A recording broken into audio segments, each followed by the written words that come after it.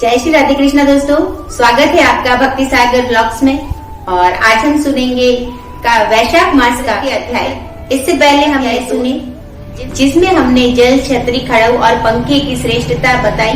तो चलिए शुरू करते हैं। शुरू करने से पहले यदि आप हमारे चैनल पर पहली बार आए हैं तो चैनल को सब्सक्राइब करके बेल आइकन का बटन जरूर दबाएं। इससे आगे आने वाले सभी धार्मिक व्रतों की नोटिफिकेशन की जानकारी आपके पास आ सके। तो चलिए शुरू करते हैं। तो बोलिए वैशाख माह की जय। आज हम सुनेंगे चौथा अध्याय, अन्न, जल तथा कंदमूलों का दान। नारद जी ने कहा, हे राजन, जिस प्रकार दूध से दही से घी श्रेष्ठ होता है, उसी प्रकार कार्तिक में माघ और माघ से वैशाख मास श्रेष्ठ है। इस मास में दान करना बरगद के बीज की तरह बढ़ता है।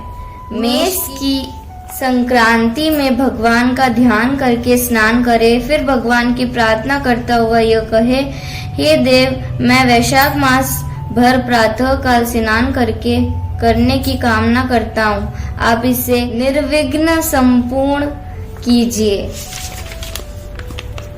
हे प्रभु, मेरा अर्घ्य ग्रहण कीजिए। फिर वस्त्र धारण कर श्री विष्णु का फूलों से पूजन करे तथा वैशाख मास का महात्म्य सुने। ऐसा मनुष्य करोड़ों जन्मों के पापों से छूटकर मोक्ष पाता है। वैशाख में सैया पर सोना, तेल मलना, कांसे के बर्तन में भोजन करना, घर में स्नान करना, दूसरी बार भोजन करना तथा दिन में सोना इत्यादि वर्जित है।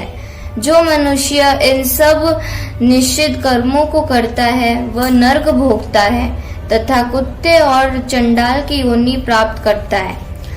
एक बार सहस्त्र ब्राह्मणों की हत्या का पाप चाहे किसी प्रकार छूट भी जाए, परंतु वैशाख में स्नान दान न करने का पाप कभी नहीं छूटता।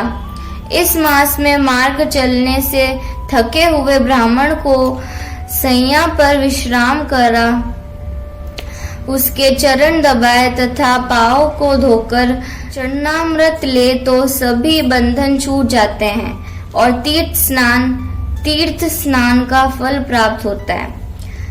वैशाख में अन्न तथा जल के दान का बहुत महत्व है। इससे दुख दूर होते हैं। प्रातः काल सूर्योदय होने पर सागर में मिलने वाली नदियों गंगा, यमुना, कावेरी, नर्मदा आदि में स्नान करके भगवान का ध्यान करने से जन्म जन्मांतर के पाप नष्ट हो जाते हैं। कंद, मूल, फल, शाक, गुड़, बैर, पत्र, जल, मट्ठा जो भी वस्तु दान की जाती है वह सदैव को स्थिर बन जाती है।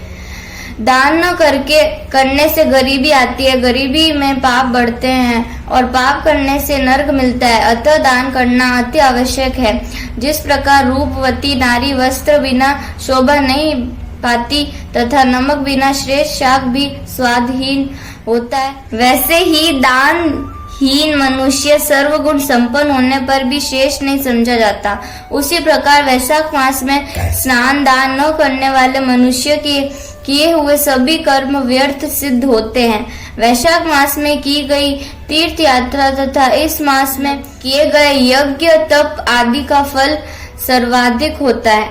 इस मास के देवता मधुसूदन का जो मनुष्य पूजन नहीं करता वह शुक्र की योनि में जाता है। जो मनुष्य भगवान की पूजा करता है वह पृथ्वी का पालक बन अनेक जन्मों तक सुख भोगता है और अपने कुटुंब सहित मुक्ति को प्राप्त करता है। तो यहाँ पर ये चौथा अध्याय खत्म होता है। अगर आपको मेरा अध्याय अच्छा लगा हो तो इसे लाइक और शेयर करें, सब्सक्राइब करें और बेल आइकन के बटन को दबाना ना भूलें। हर हर गंगे। जय श्री राधे कृष्णा।